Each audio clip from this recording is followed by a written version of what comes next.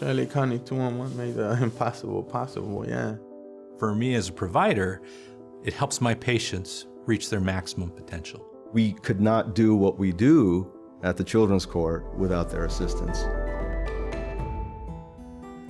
My son was detained, unfortunately, from his mother and myself. When children are detained, they're usually detained in foster care. Basically because I was on parole, an ex-convict, a drug addict, alcoholic / whatever. And in the process, I ended up in the street. No home, no nothing, out of embarrassment to tell my mom or my dad that I had lost my son. It broke my heart to give my son up. I promised him when I turned him in, that I would come back for him no matter what. Children's Court is a really difficult environment to find yourself in. I went through the DCFS system for about 3 years. That when they come to our court, they are afraid, they are confused. They, on a continuous basis, told me that I was never gonna get my son. I think hope is one of the things that people lose when they're so overwhelmed. I didn't know what to do, really, or how to deal with the situations. I wanted to give up.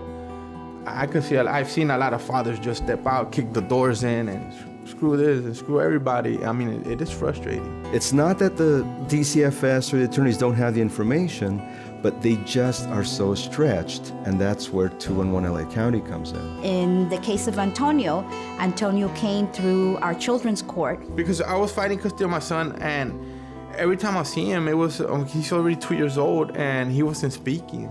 And he also had concerns about his behavior. I couldn't understand what he needed, what he wanted. I always said, what do you want? Do you want this? And he'll throw stuff at me, or he'll start crying. What we can predict is children who have speech and language disorders will have difficulty in school. Other little kids were around him, he'll beat them down. He almost got kicked out of a daycare. We do free developmental screening for children 0 to 5. Looking at children who have suspected developmental delays. So when he called 211, we were able to do the parent questionnaire, sort what his child needed. And I was surprised, well, why would you want to help me? They didn't know me. We've already done the screening. We've referred your son. We've called the regional center. He received intensive speech therapy and behavior therapy. Now I know my ABCs. As soon as my son stepped in those classes, it really made a big difference. It wasn't just connecting the child to early intervention services, but also connecting him to a separate agency that was also going to show him how to advocate for himself. He went to a number of classes. Right now I'm sober. He has a whole different perspective on life. The one best thing to happen to me was getting full custody of my son. He has a full-time job. I'm currently even enrolled in Cerritos College. I like houses. You like houses? Who are you building it for? Who's it for? For me and you. I'm blessed to have even ran into the program. I couldn't have done it without them.